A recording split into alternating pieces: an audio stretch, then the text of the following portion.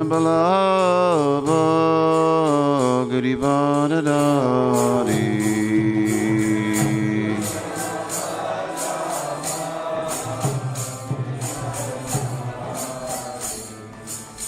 Yashodanandana Brajajana Ranjana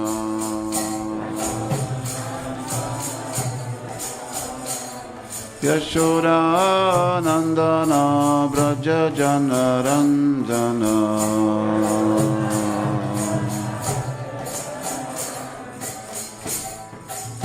Yamunatira Vanachari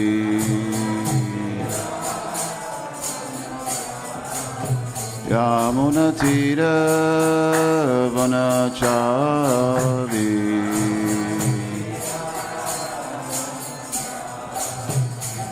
Jaya Radha Madhava Kunja Bihari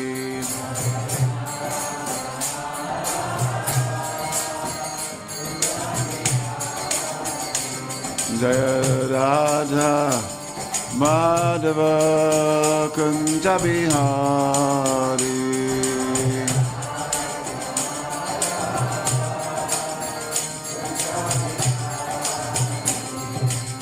Gopijana Vallabha Girivadadari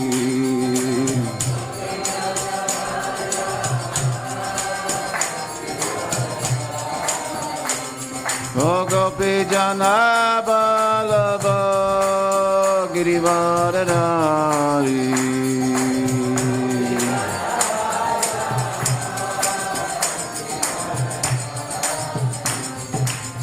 Yashodanandana Brajajana Ranjana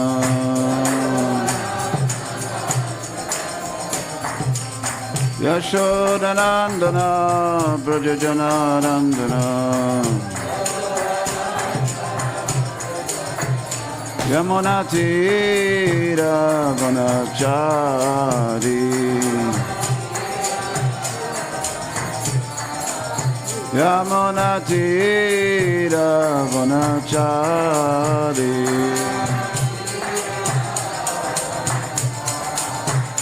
Jai Radha Madhava Kunda Bihari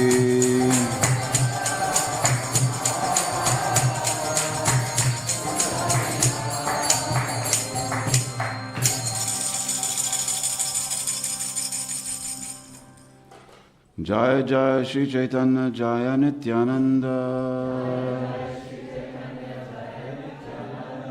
Jaya Advaita Chandra Jaya Gaura Bhakta Vrinda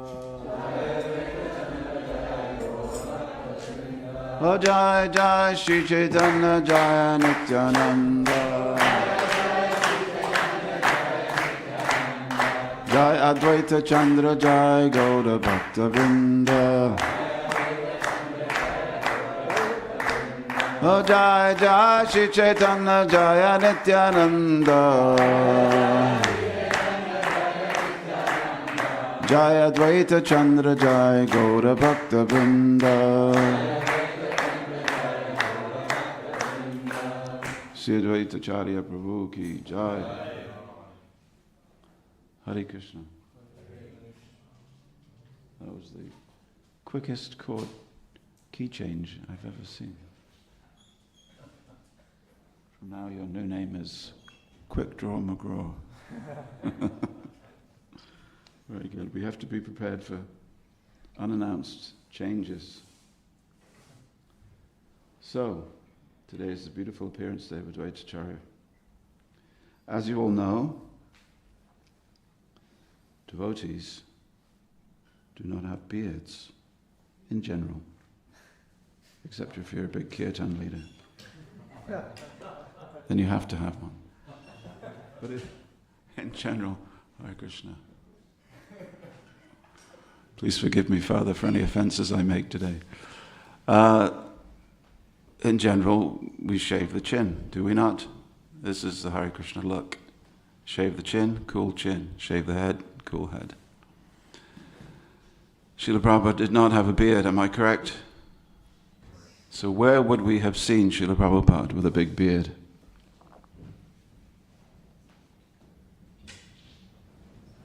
They're all thinking very carefully. Ah, were you there?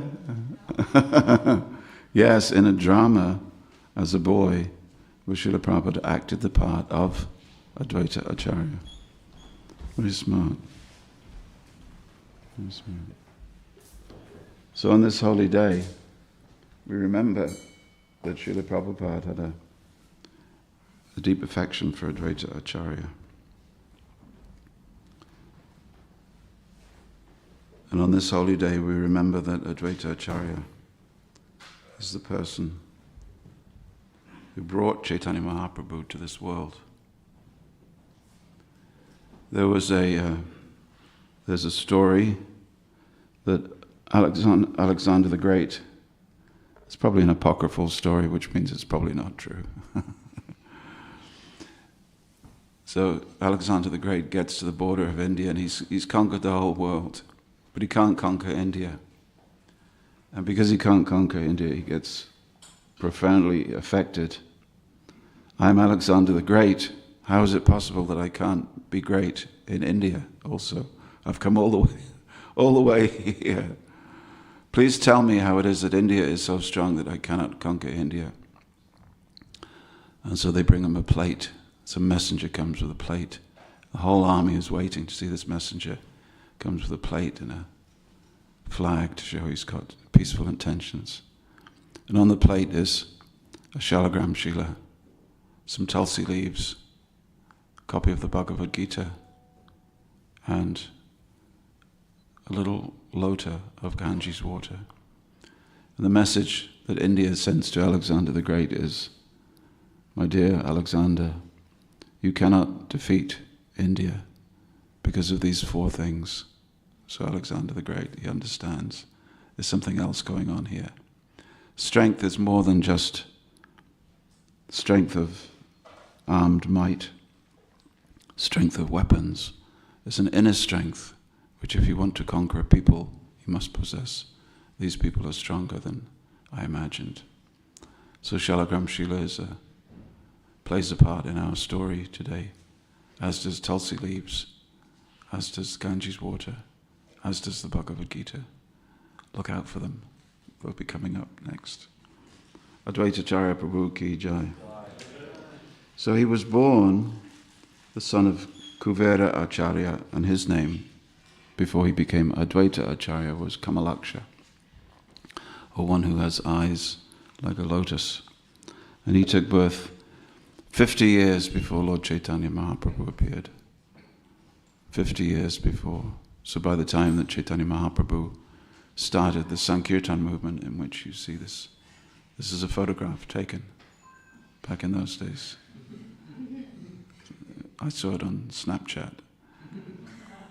Photograph taken. Advaita Acharya was already in his 70s. So it is said that he lived for 125 years. Some 25 years after the departure of the Lord. There are two stories of his birth. One that he was born in Shantipur, another that he was born in what is now Bangladesh, in a place called Sylhet. Probably more strength on that one. And that he came to the Navadvip district for learning. So as you know, the distance between Mayapur, where Lord Chaitanya appeared, and Shantipur is about, 14, 15 miles, something like that. But when you go to Mayapur today, and you get to Shivas Thakur's Angan, his courtyard, you will see off to the side the house of Advaita Acharya. So it is possible to have more than one house, even if you're a poor Brahmin, especially if the houses are not mortgaged up to the hilt. How is it possible with some bricks and stones could cost you your life? This is the world that we have constructed. Some bricks and stones and some clay and some pipes and some water, but you're paying it off until death. How is that possible? How is that sanity? It's not sanity. You want a house? Here's some bamboo, here's some thatch, here's some clay. It's all free. Build a house for free and live there. This was India's system. Good system? There's a housing crisis. Oh, there's a housing crisis. Srimad Bhagavatam would say, is mud not free? Some of the most expensive houses that you'll find today are made with mud, horsehair, limestone, and straw. We call them thatch cottages. They cost you $500,000. But to originally build them was very cheap. So how is it possible that we have arranged a society which people cannot have a place to live? Because Kali Yuga, that's why. Kali Yuga, there's all kinds of bizarre things happening. If you want to buy health food, you have to go to a special shop to buy health food. It's called the health food shop. If you want to buy unhealthy food, it's freely available everywhere. If you want to buy a house, it'll cost you everything you have plus more for something that is actually free that nature provides. So Kali Yuga is not only the age of quarrel and hypocrisy, it's the age when everything becomes inverted, when up becomes down, down becomes up, free becomes expensive, expensive becomes free. And in this way, we delude each other and live in a world of artifice. This is the world that Advaita Acarya saw coming. He saw it coming, so he wanted to do something about it. Now, in our tradition, we always say that Balaram comes before Krishna, isn't it? Balaram comes before Krishna. He's the elder brother of Krishna. When Lord Jagannath goes on procession, it is Balaram who comes first, because he's the Seva Bhagavan. He's God, but he's serving the God. See? He comes in the mood of Seva. So everything which is used to serve Krishna is none different from Balaram. So Balaram comes before Krishna, and his appearance day is on the day of Nityananda's appearance day. Nityananda is Balaram. And Advaita Acarya, he's coming as the first in the line of Vishnu Tattva to invoke the next Vishnu Tattva who invokes the next Vishnu Tattva. But these things you knew. So,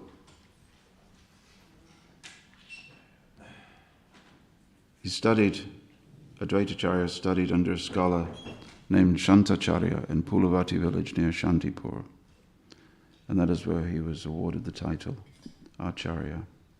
So this time Navadvip was like an Oxford or a Cambridge.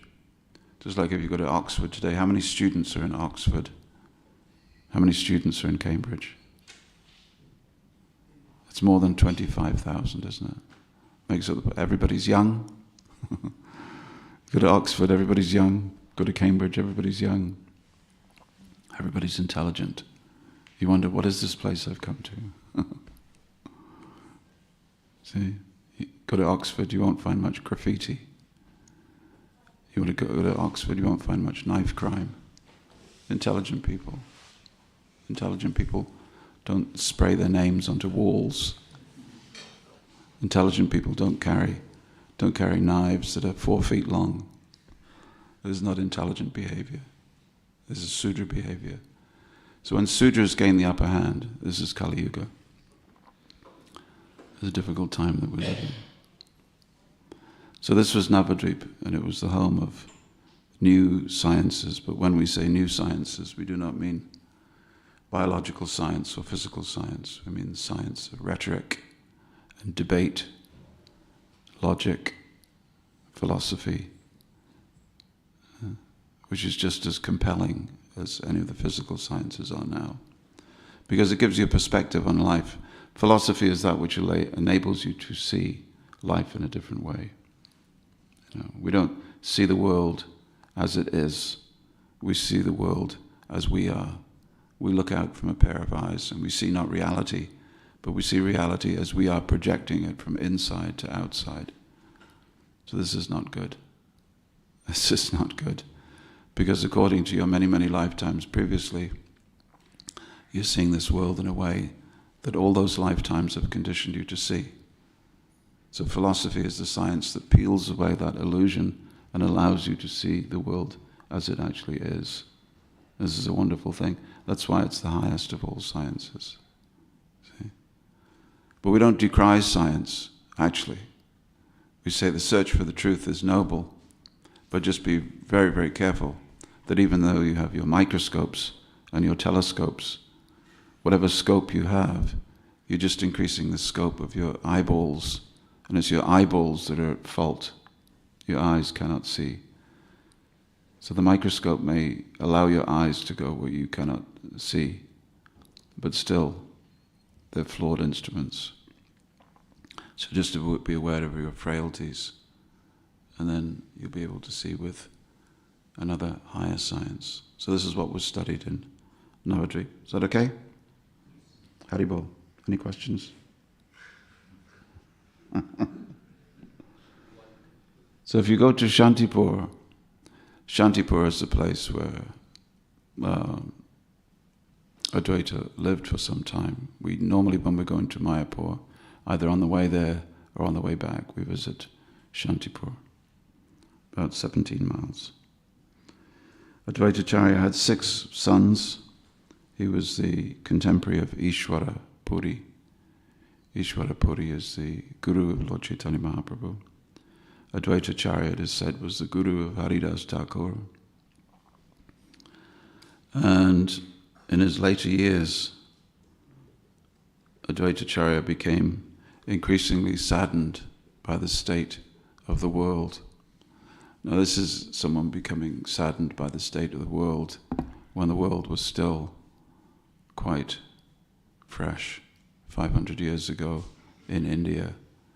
And yet there was a problem, there was a big problem, that those who were threatening to take away Vedic culture had invaded India, and they'd been there for a long time. So he saw different things going on. In those days in India, you could not blow the conch for arti. You could not ring the arti bells. You could not sing too loudly. Could not sing near a mosque. So the charge at that time was that if you do your religion and you do it too loud, it's Islamophobic. It's not a new thing. Islamophobia is not a new phenomenon. It's at least 500 years old. You could be arrested for singing outdoors. And that's why the Sankirtan movement was such a revolution, because they didn't care. They took the Sankirtan movement outdoors. But that hasn't happened yet. So Advaita sees all this problem going on around him. And he sees it's not going to get any better, because he sees in the Srimad Bhagavatam, Prain alpayusha sabya kalavas minyugejana manda sumanda matayo manda bhagya hupadrata. People are stupid, and what is more, in Kali Yuga they become even more stupid. There's no cure for stupidity. Unfortunately. You go to the doctor says, what can I help you with? You say, doctor, I'm stupid. He said, let me just check. He takes his stethoscope. Yep, I'm afraid you've got a bad dose of stupidity. I'm afraid, call your mother, call your father. I'm sorry, there's nothing we can do for him. He's stupid. Stupid people have to find intelligent people who are not stupid. That's the way it works. That's the way the world should work. But the way it doesn't work is that stupid people think that they're intelligent. And then they get other stupid people to vote for them. And they become presidents. And the whole world goes to hell in a handbasket. This is Kali Yuga. That's why Prabhupada said democracy is demon crazy. It's demon crazy. Voting for someone because they promise you things. Well, when did that ever work? When did it work? When did they ever give you what they promised you? Ramana Singha, if you vote for me, I'll give you the world.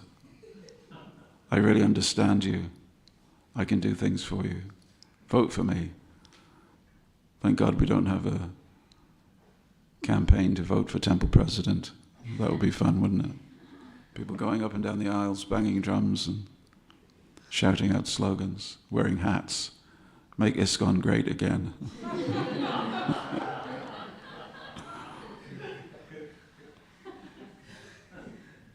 Hey, wait a minute, maybe that's an idea. So Advaita Acarya saw that stupid wasn't going away, that evil wasn't going away. Sometimes people look at London today and they think, when did we ever have to wear a stab vest to go into our capital city? Where did we ever go into our capital city and saw not one train that was not sprayed with paint? Where do we go into our capital city where you can't take out your extremely expensive telephone, your radio control device, and not expect to have it taken, snatched from you? When was it like? So it's bad and getting worse. So one time Prabhupada told a story. He said a man was walking past a tree, and up in the branch of the tree he saw someone with a saw. But unfortunately the man was cutting the branch of the tree that he was sitting on. And the man could see what was going to happen next. The man was going to cut through the branch and fall down. The man was stupid. He couldn't see it.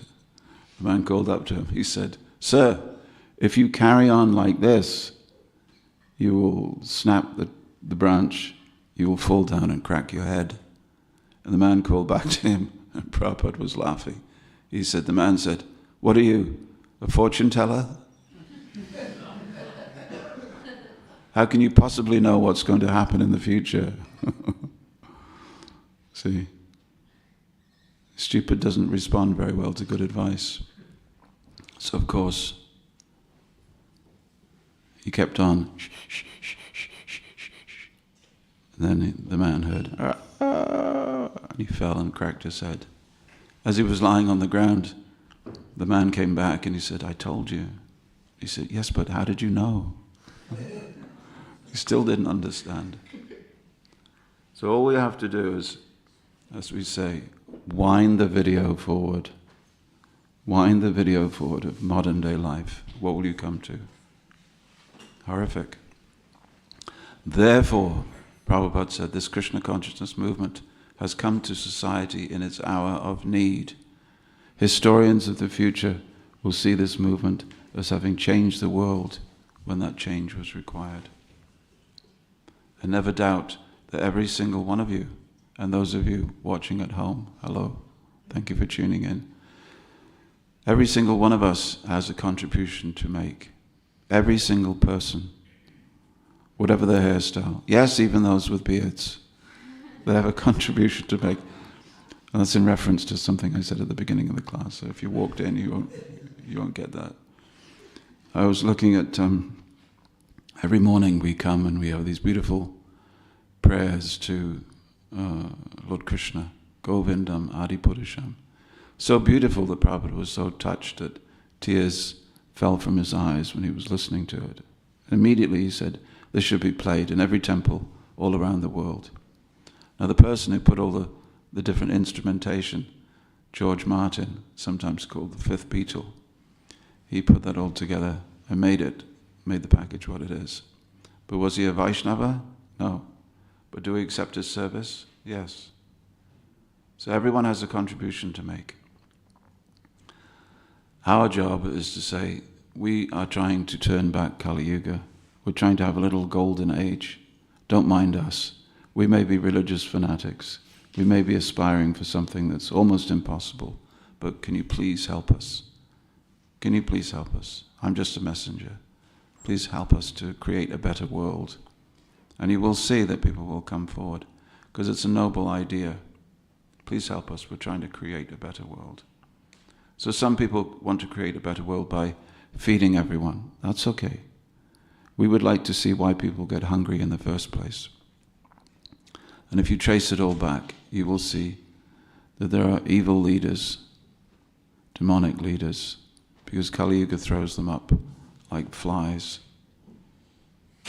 And the only way that that evil can be defeated is by goodness. And the best goodness is transcendental goodness.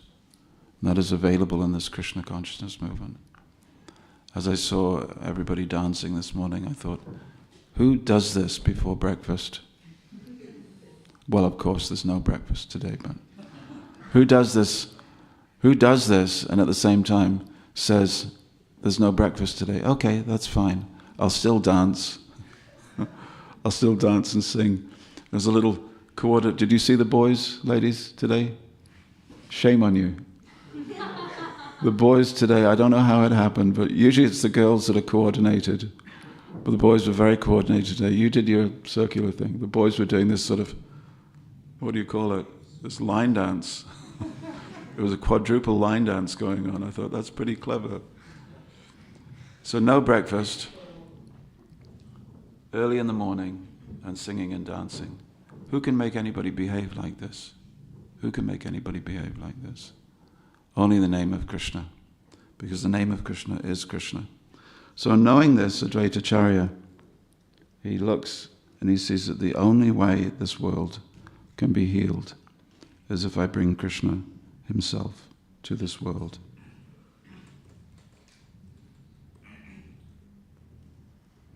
So he went to the banks of the Ganges River, which was quite close. And he has his Shalagram Shila. Now that Shalagram Shila is a big black stone, and it has a mouth. So it's an Nrsingadev Shila. And if you go to Shantipur temple today, they say that this is the Shalagram that Advaita Acarya worshipped. There's no reason not to believe them. It's a big black stone. And he worshipped Lord Nrsingadev, as many people did, for protection. And this is why we have this tradition. We have this tradition because of Nanda Maharaj. Nanda Maharaj, Krishna's father, who did he worship in order to protect Krishna? Lord Nrsingadev. Shivas Thakur, whose house it was where the Sankirtan movement started, who did he worship? He worshipped Lord Nrsingadev. Who did Sridhar Swami, the original and most authoritative commentator on Srimad Bhagavatam, who did he worship? Lord Nrsingadev. So there's an ancient tradition. Madhvacharya, Lord Nrsingadev. Anybody else that I've forgotten? When Srila Bhaktisiddhanta, when Bhaktivinoda Thakur discovered the birthplace of Chaitanya Mahaprabhu, it was a field covered in tulsi bushes, and it was a Muslim village. But when any of the local people tried to cut down the tulsi trees to build a house, because tulsi has no significance for them, so they wanted to hang. Any time they took a machete and started cutting, they immediately started to vomit blood. Immediately started to vomit blood. So the word in the village was, don't anybody go near that patch of tulsi. So Bhaktivinoda, of course, took Jagannath Das Babaji there, who said, Gauranga Janma Bhumi. Gauranga Janma Bhumi. This is the place. And there was trouble. He built his temple there, dedicated temple to Chaitanya Mahaprabhu in that place. And there was trouble. So he and his son built a Nrsingadev temple in that spot. And when he was sending his sannyasis to come here to London, I say here in a general sense, here to London, to England, to preach, he gave them the mantra to Lord Nrsingadev. So when Prabhupada was sick, he gave us the mantra to Lord Nrsingadev. 2 mantras he gave us. One was the Namaste Narasimhaya from the Nrsimha Purana, and one was Tavakara Kamala Varenakam, which is from a song by Jayadev Goswami. So he gave us these 2 songs. Now, of course, in ISKCON culture, it's just one song. You can't sing one without the other now. Devotees look at you shocked. Prabhu, you haven't finished the song. So we have all this tradition, so he was worshipping Lord Nrsingadev in order to protect. I was in Mayapur in 1977 in March. Prabhupada was giving a talk. And although we knew who Lord Nrsingadev was, we didn't know much. We just knew half man, half lion, killed Hiranyakashipu, the end. Which isn't much of a story. The story of Lord Nrsingadev is told 14 times 14 times throughout Shastra. So anyway, Prabhupada is telling the story. It's wonderful to sit in front of Prabhupada and tell the story. So anyway, Prabhupada is there with his hand.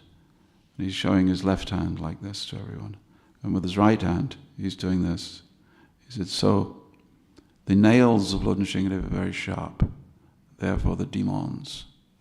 And the palm of Lord Nrsimhadev is for the devotees. And making the point that this is Advaita, this is wonderful. That the Lord, if you surrender to Him, will accept your surrender. Just like the homeless man that walked into 26 Second Avenue with some toilet rolls. What did Prabhupada say to him? He said, get out. Get out, I have no use for toilet rolls. Man walked out. Is that the story we tell? No, it's not. What's the story? What's the real story? Yes, come on. He is doing his service. He is beginning his devotional service. Okay? Prabhupada did not say, where did you get those toilet rolls from? Did you steal them? Oh, I'm sorry, we will be complicated in your karma. Are they clean? Who are you? What is your name? Are you initiated? Who's your guru? These questions are useless questions. He wanted to serve, he brought something, Prabhupada accepted it. One time in India, a man came with some milk, large quantity of milk, you know this one? He came with a large quantity of milk.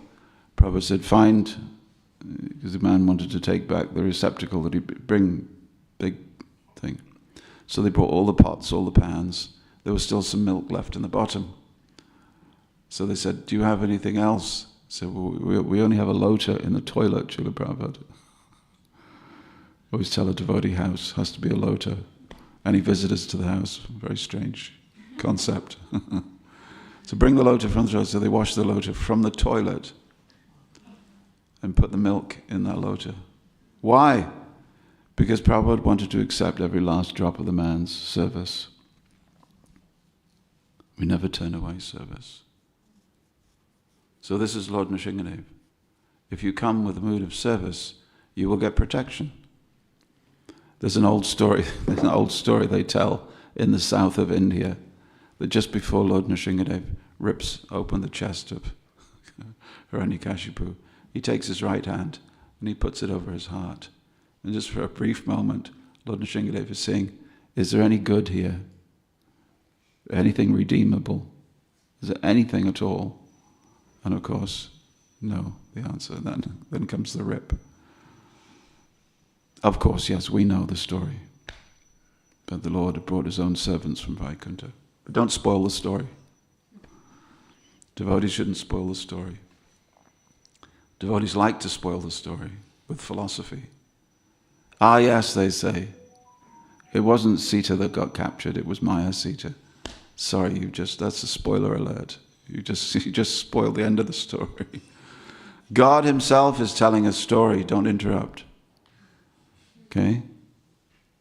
When Srila Prabhupada was in Vrindavan, the devotees were putting on a play of the appearance of Lord Nrsimhadev. You know this one? They'd arranged a bamboo screen around a pillar in the middle of the temple. Well, I wonder what was going to happen. What do you think was going to happen? Okay? Somebody must be hiding behind. Yes, we make all those calculations. Srila Prabhupada, however, was watching the play and entering into the Leela. So when Lord Nrsimhadev burst out, the devotees laughed because they knew that all along someone had been hiding there, someone in a lion's outfit. Whereas Prabhupada, he was surprised. Surprised. I never knew that was going to happen. Why? That's the difference between the pure devotee of the Lord who allows the Lord to tell a story and the immature devotee who looks and says, oh, I know someone's hiding there. Oh, look, it's him in an outfit. What's his name? He's one of the bhaktas, isn't he? Yes, he looks big. So we deconstruct, whereas the pure devotee of the Lord allows the Lord to tell a story. So don't go saying, yes, of course, it's all by Krishna's will that he appeared. Advaita Acarya really had nothing to do with it, you see. Whether he made prayers to Lord Nrsimhadev on the bank of the Ganges, or whether he didn't, Krishna would have come. No! Let Krishna tell the story himself.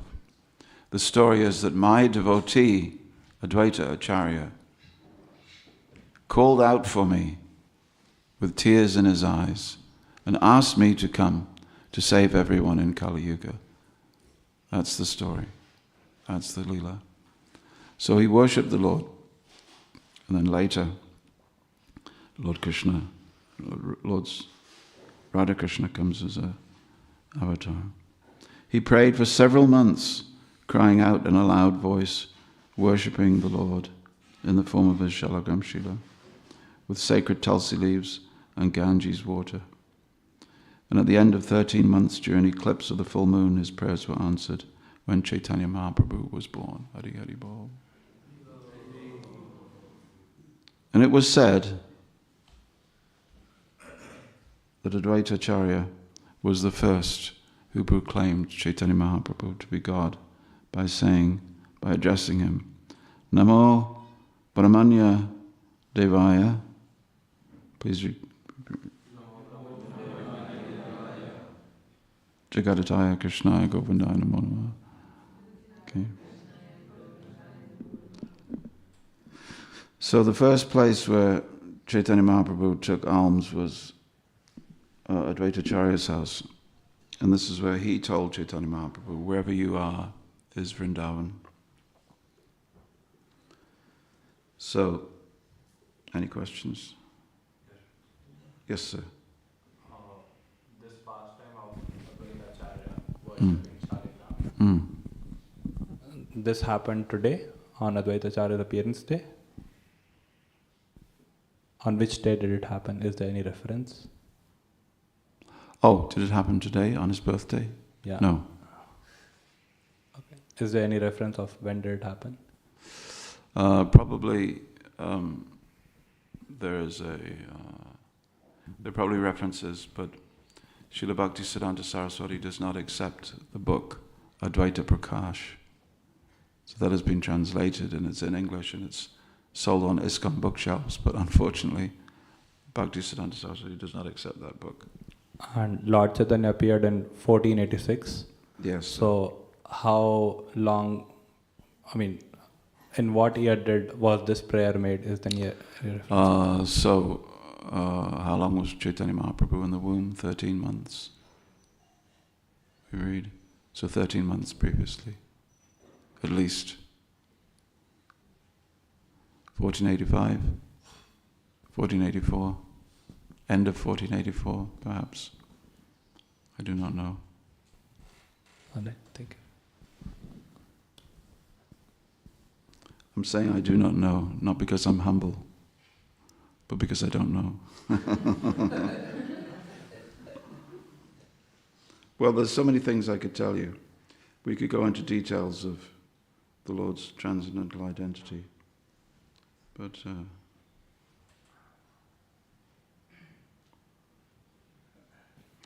let's just talk about his activities. Advaita Acharya taught at a Sanskrit school in Navadvip. This is just reading. And Lord Chaitanya's elder brother Vishvarupa was his student. After some time, Vishvarupa became renounced. He left his house and became a sannyasi. Mother Shatri Devi became very upset by this, thinking that Advaita Acharya's close association with her son had influenced him to take up the renounced order. She criticized Advaita Acharya by saying, his name is Advaita, meaning non-dual, but he is not Advaita, he is Dvaita, meaning dual or duplicitous, because he taught my son, and then my son became renounced. Jai Radha Gokulananda. After some time, when Sri Chaitanya Mahaprabhu visited the house of Srivas Thakur, and when we see this beautiful painting of the Panchatattva, this is the house that's depicted. There he manifested his Mahaprakash. This is where Chaitanya Mahaprabhu manifested himself according to the relationship that different devotees had with him. It's a manifestation that was described in song by Bhaktivinoda Thakur in the prayer we sing every evening, Kiba Jayo Jaya Gaura Chandra. Arati ko Shobha, the beautiful arti. So this song is a description of what happened during that 21-hour kirtan called the Mahaprakash. So at that time, Chaitanya Mahaprabhu was giving boons to all present, saying, "Be blessed with prema," and all at once all began to dance and sing and weep. The devotees requested him, "Please give this boon of prema to your mother." So, is Mother Sachi going to be missed out? Your own mother, does she not get this boon of prema? Sri Chaitanya Mahaprabhu replied, "I cannot give prema to her. She has committed an offense at the lotus feet of Advaita Acarya. She must go and apologize to him, and then I will give her this boon." So Mother Sachi at once went to Shantipur and apologized to Advaita, who immediately offered obeisances to her. He placed his head on her lotus feet and said, "O Mother, you made no offense, and if there was an offense, I excuse you." Mother Sachi then returned to Chaitanya Mahaprabhu, who easily gave her prema. Lord Chaitanya was very much Advaita Acharya's junior, having been initiated by Ishwara Puri, a god-brother of Advaita Acharya. They were both initiated by who? Who? Madhavendra Puri. Correct. Right, just testing. It's getting to the witching hour now. For some time, when the stomach begins to rumble, and the mind says no, then there's a tussle. For some time, Advaita Acharya was very worried, thinking, although Sri Chaitanya Mahaprabhu is the Lord, he is always offering obeisances to me. He could not tolerate this, and one day he had an idea. He went to Shantipur and began to explain the Bhagavad Gita according to Mayavad philosophy. Tattvamasi aham brahmasmi. I am that God. One of my god brothers, he went to India. He went to India for the first time. When he was over there, he met a sadhu. And the sadhu said, "So you study the Shastra?" And he says, "Yes, I study Bhagavad Gita, translated by my guru." He said, "Oh, do you know any verses?" And he gave him a verse spoken by Krishna. I don't remember which verse. And then the sadhu said, "Oh, that is such a nice verse." And he looked at him with a very knowing wink. He said, "You said that." And the devotee said, "What?" He said, "You said that. 5,000 years ago when you were on this planet, you said that." He said, "No, I didn't. That was Lord Krishna." The sadhu said, "Krishna is you. You are Krishna. It is only this Maya that is preventing you from understanding this fact." The devotee was feeling very flummoxed. In those days we didn't know what to say. We should have said, "Okay, I am one with you and you are one with me. What's in your pocket is mine. So give me all your money. Give me everything you own. Because I am you and you are me. We are one." Anyway, so Advaita Acharya began speaking like this. When Chaitanya Mahaprabhu heard about this, he went to Shantipur, where he pulled Advaita Acharya by his beard and began to kick him. Seeing this, Sita Devi, Advaita Acharya's wife, told Mahaprabhu, "Oh, do you want to kill this old man?" Advaita Acharya began to dance, saying, "Oh, now I've received a boon. Mahaprabhu has beaten me. The master, and only the master, can beat the servant. The servant cannot beat the master. So now it is definite that he considers himself my master. He can beat me and punish me as he likes." Another one? Let me finish. Sri Advaita Acharya and Nityananda Prabhu often had some loving quarrels, or prema kalaha, with each other. You know this one. Once in Shantipur, Advaita Acharya and all the Lord's devotees were taking prasadam together. So it was after Chaitanya Mahaprabhu had taken sannyas.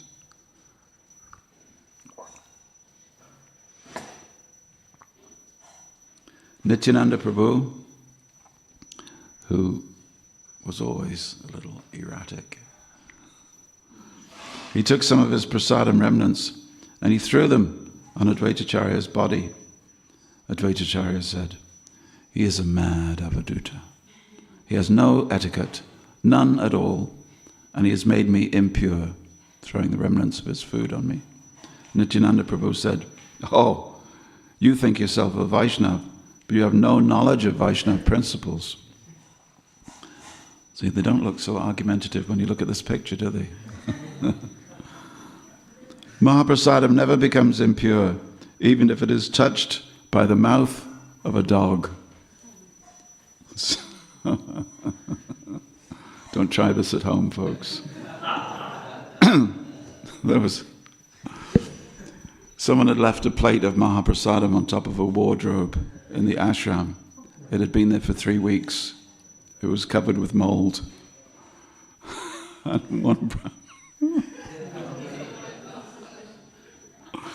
It was the old days.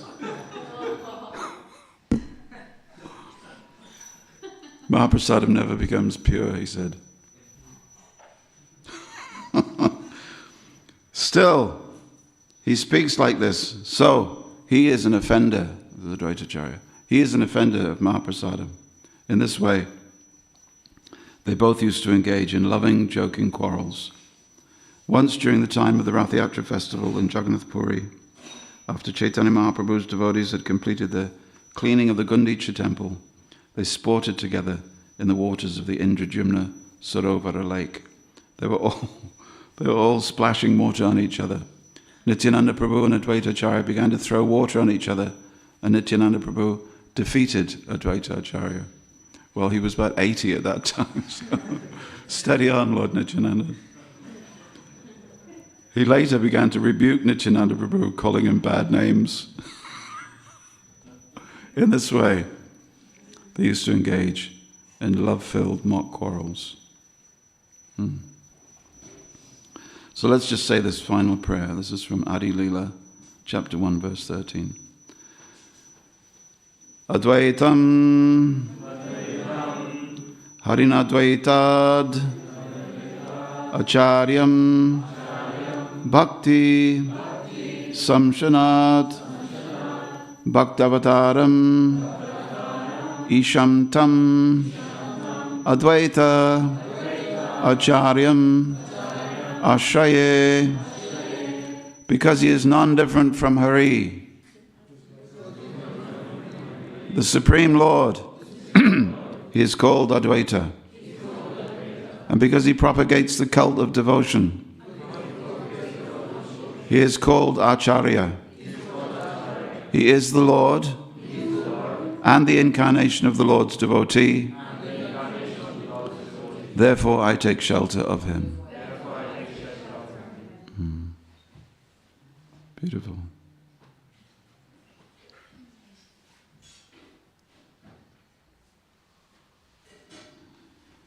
So, lessons. Advaita Acharya Prabhu was the ideal householder. He had read in the scriptures that the Lord sold himself to any devotee who offered him a tulsi leaf and Ganges water, and he believed it. Belief is very powerful. Belief can even bring God to this world. He had a great need, and he prayed. He also set the example of how one can be an acharya.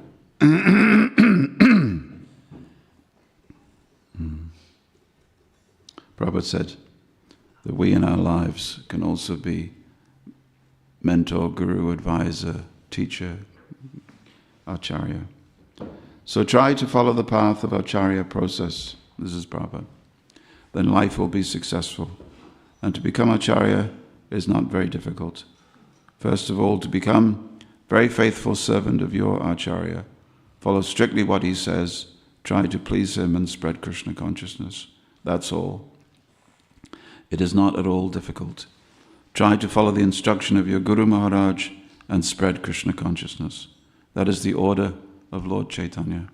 Amara Gyai Guru Anatare Desh Yari Dega Tarika Krishna Upadesh By following my order, you become Guru. Advaita Acarya called out to the Lord using Harinam Sankirtan.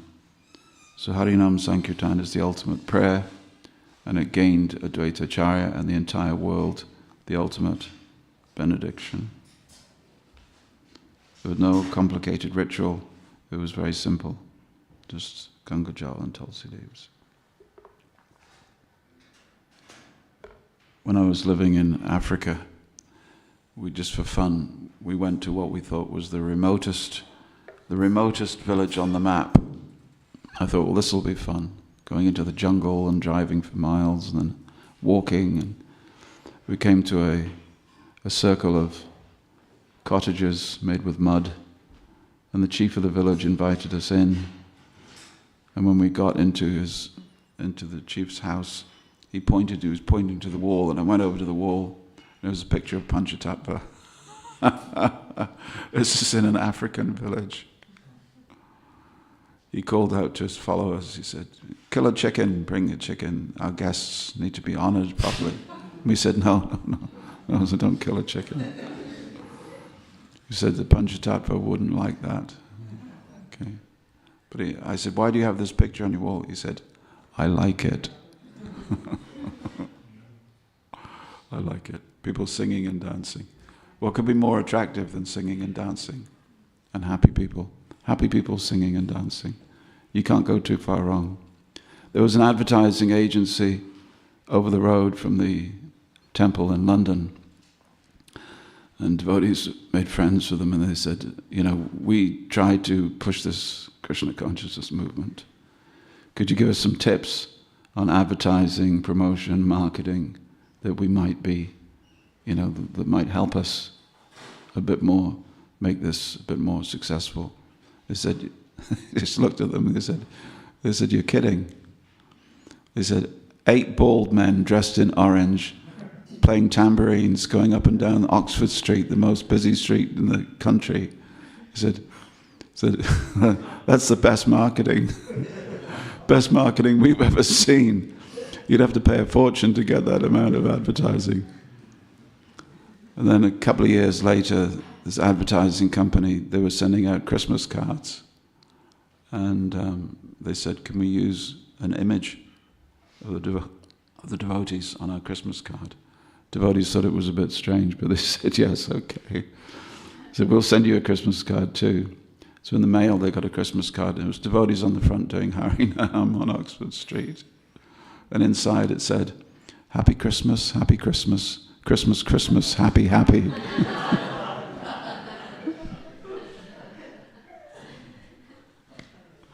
Hare Krishna. Any points, any comments? Comments, suggestions, criticism? Yes. Damodar, the newly named Damodar. Congratulations. For so long, David. David, no more.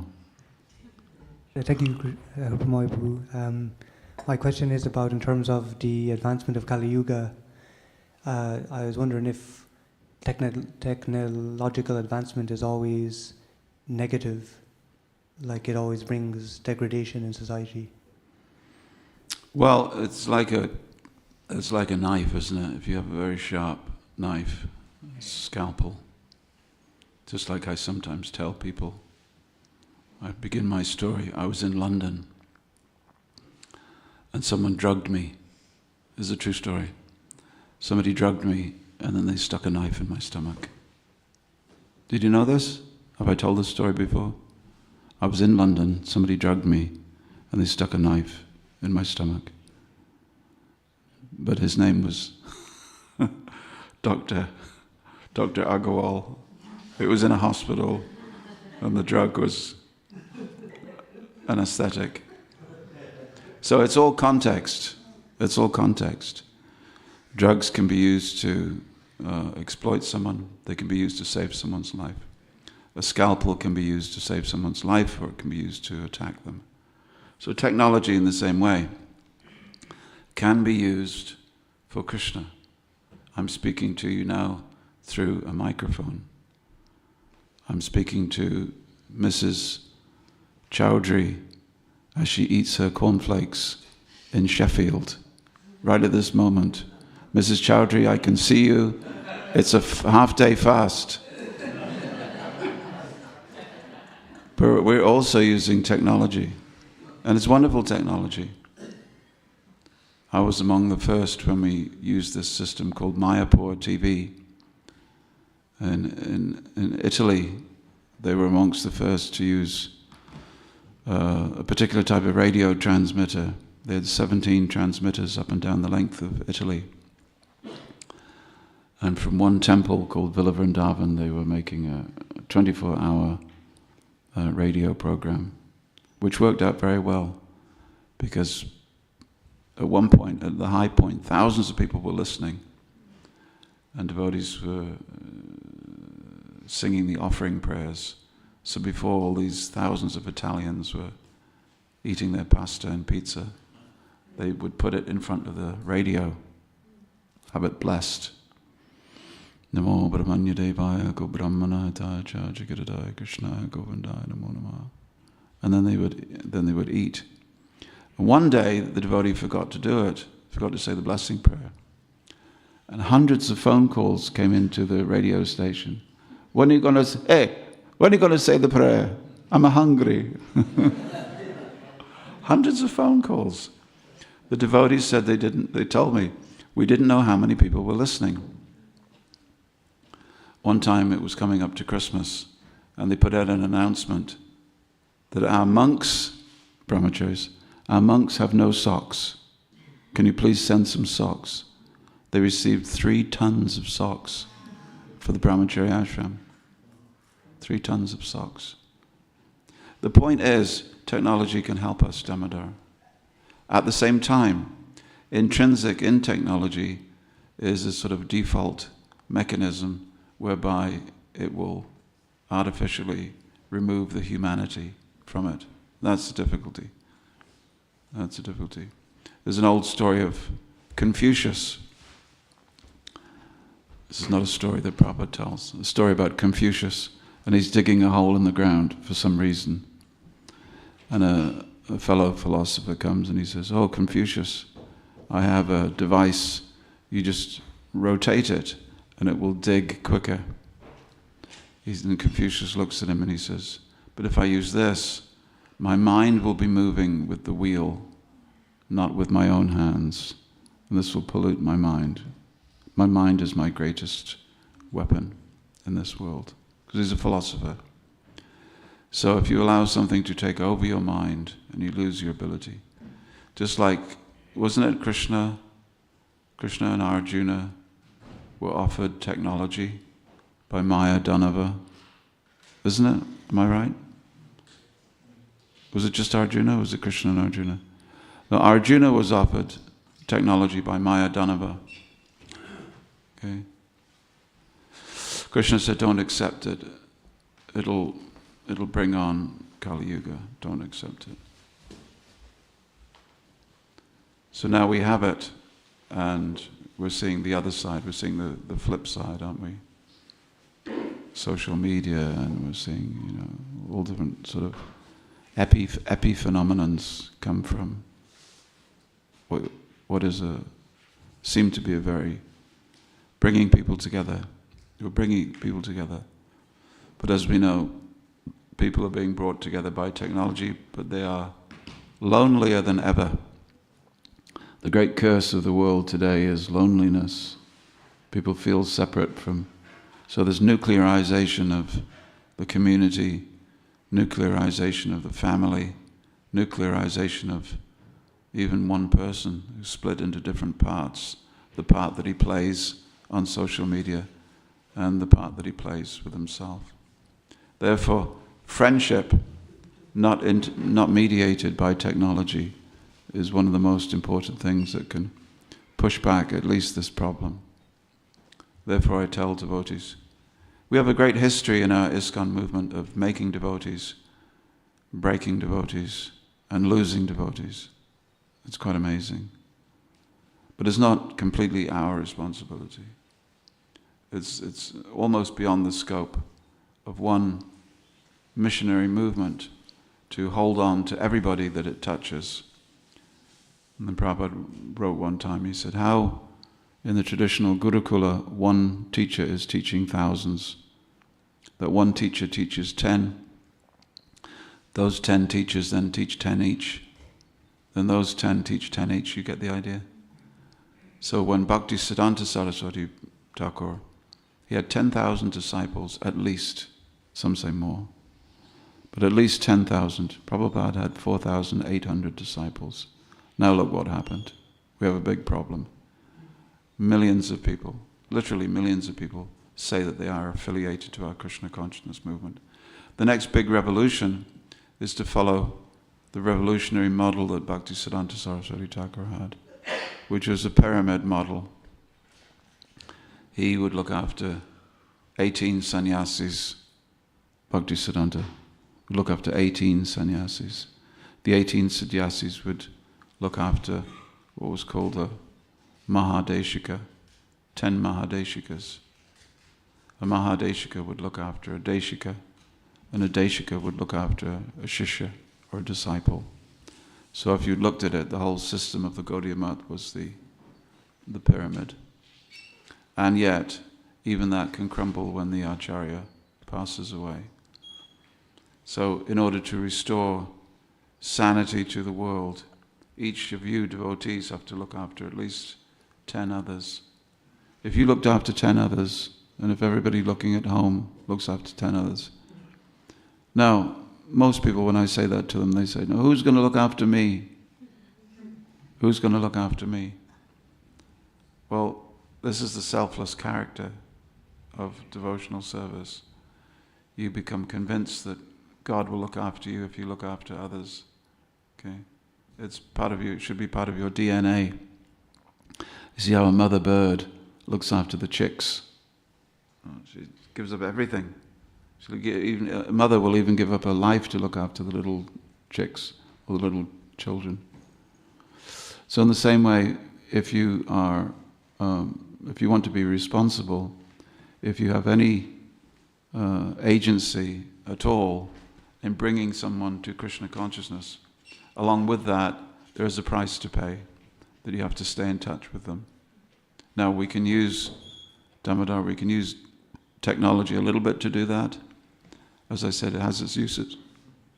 I stay in touch with people with Zoom calls. Used to be, what's it called? Skype. Anybody use Skype now? Nobody uses Skype now. It's a bit like a T-Rex, isn't it? Skyposaurus. Roaming the landscape of social media.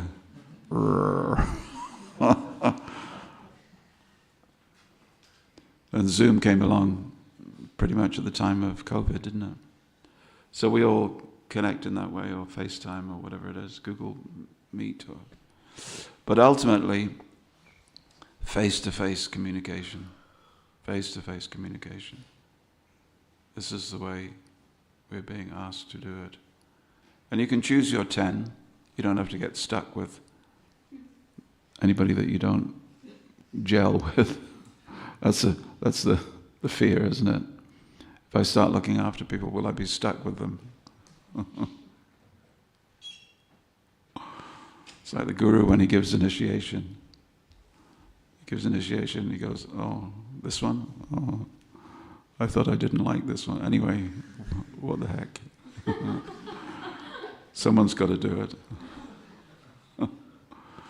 So we all have to look after someone, and by a curious transcendental arrangement, if you look after others, you will be looked after yourself. Krishna will always be grateful.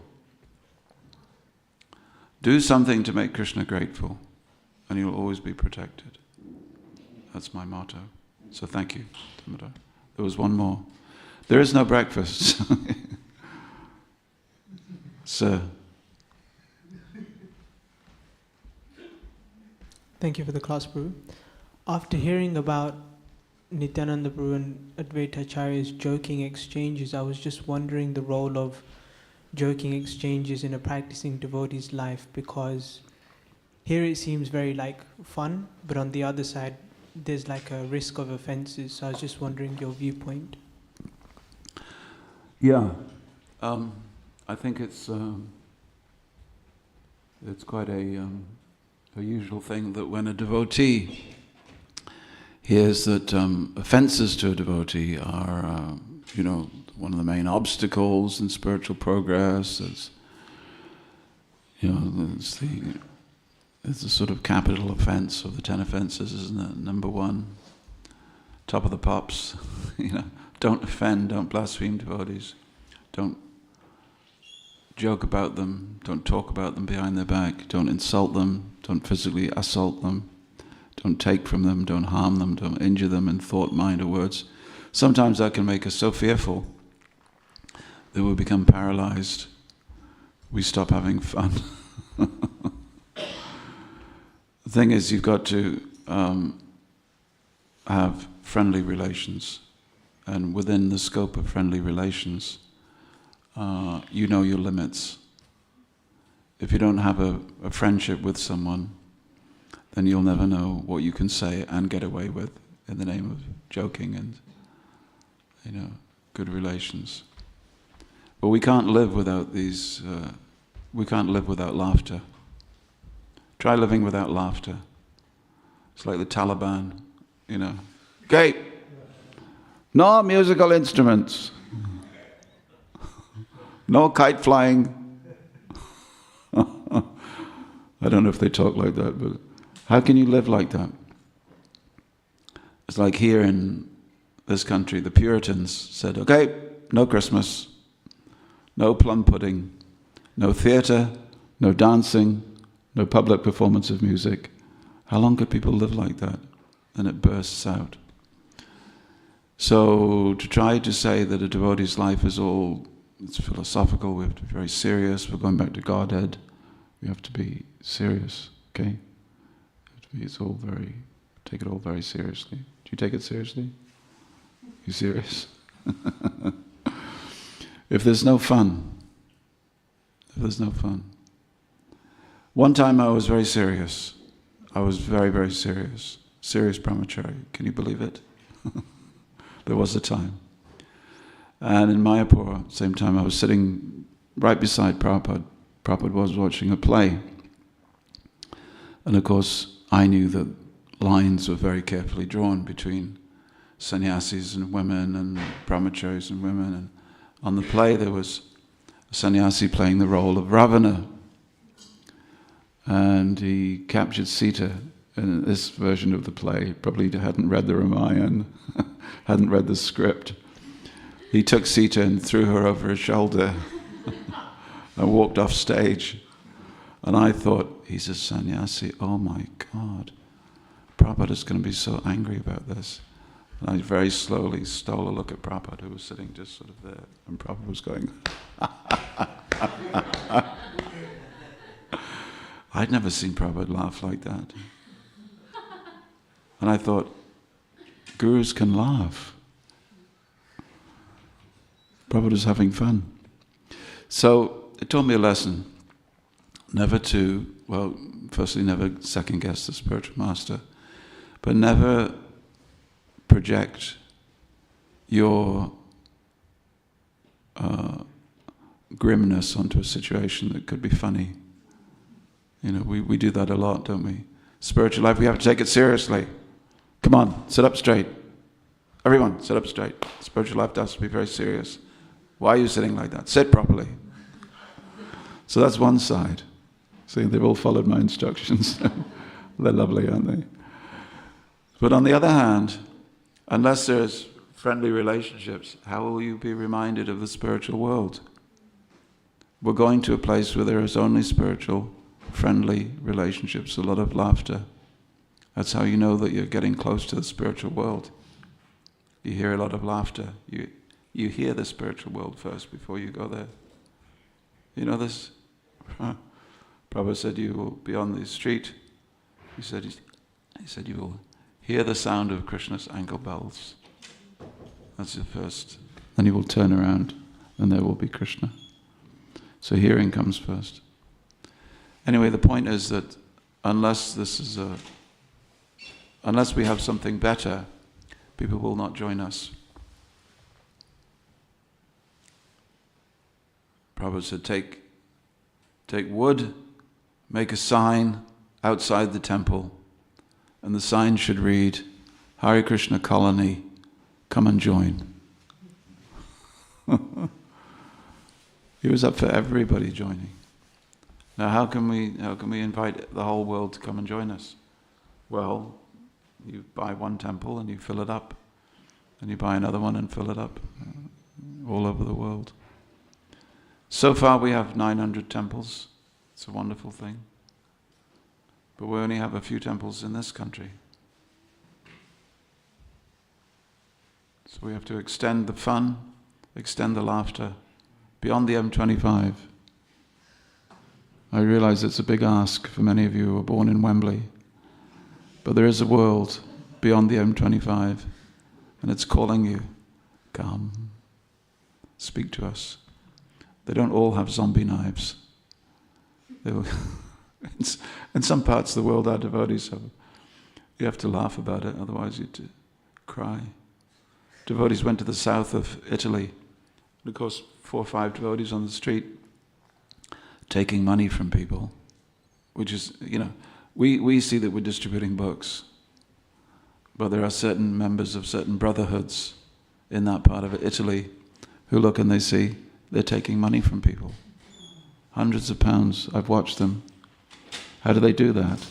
Even the Catholic Church wanted to know, how do you do that? How do you get such young men to take vows of celibacy? We're having trouble getting anybody to keep celibate. How do you manage it?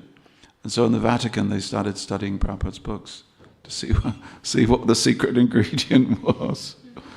Anyway, in that part of Italy they said, these people are taking in too much money. And while one devotee was sleeping in the Sankirtan truck, thank God nothing hit him, but they machine gunned the Sankirtan truck. It was a drive-by shooting. It was a line of bullet holes along the Sankirtan truck. Devotees didn't laugh, they took that seriously. They left town. My friend Tribhuvanath was captured by a group called the Palestinian Liberation Organization, or the PLO, and he stayed for a month in their guest house. Wonderful guest house, nice and warm. So the rooms were quite small, and the ceiling was only that high. So for a whole month he couldn't stand up. But he learned to laugh about it later on. Point is, we have to make very real friendships with devotees, but as I say repeatedly these days, one of the key ingredients is to have friendly relations, but honest relations between devotees. If you're always keeping something to yourself, thinking that I could never reveal this part of my nature, because devotees would not like me if I did. If I told the truth, devotees would not like me. This prevents us having the genuine relationships between each other that are absolutely essential. And so we keep our secrets, and then we must go somewhere else. See? Because when I was with my old friends, they wouldn't judge me. But devotees, sometimes they judge me, so I won't tell them the things that I will be unfavorably judged for, you see. They'll tell the truth and see what happens. Hare Krishna. Ooh, and on that bombshell, we must depart. Thank you very much. Thank you very much for listening at home. Please come to Bhaktivedanta Manor and spend some time here. It's a wonderful place to be. You can be a monk, or that's what we call the males, monks or monkeys, the ladies. And you can come and stay for a week, and they will teach you everything that you need to know. Then you can go back home to Sheffield and be happy. Hare Krishna.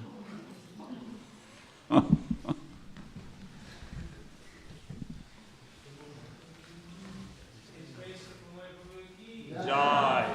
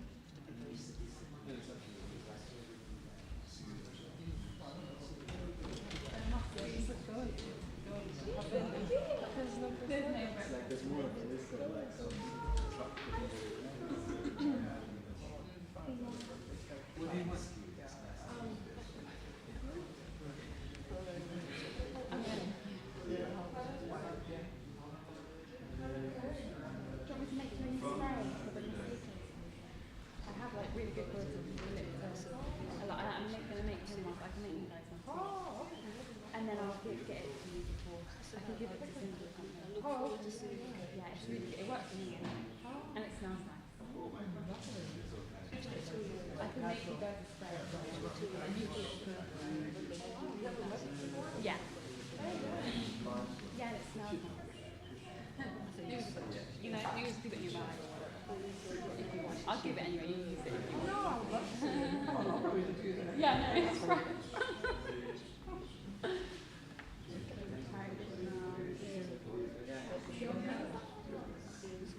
Yeah. I actually feel quite fine. I feel quite good. Yeah, I'm like... I feel good. A little bit. Yeah.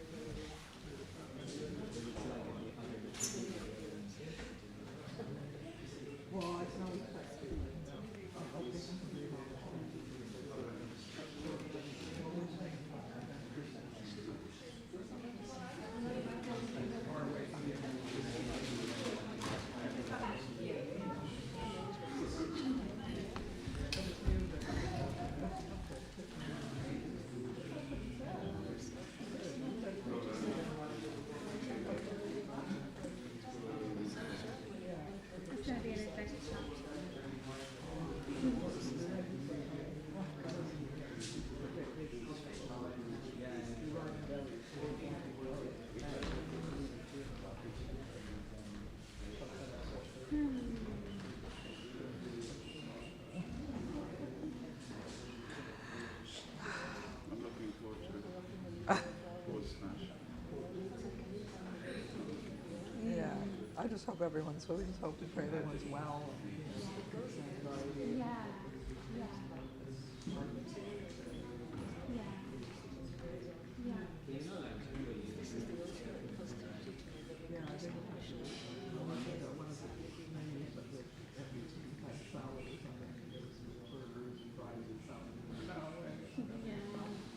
Yeah.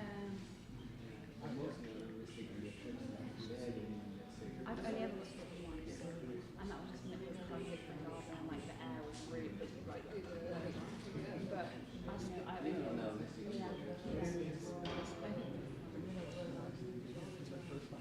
right. I got one else. The reflection how I actually left a sweet over there on the fridge. Go get it, yeah. Okay, oh right. my gosh, Hare Krishna, Hare Krishna, Hare Krishna. Thank you for the card. Yeah. I will be there for you on the 30th. When do you leave? Next Thursday. Okay. Hare Krishna. Are you making sourdough sandwiches for your own? He's taught me how to make sandwiches, so I might pick I up. went, well, Because I should the interview learn. is going on. I really want to do it. You've got to teach me. Or give me some of your starter to start Yeah. with. Not the starter though. But it's the bread. She said, oh. Ah.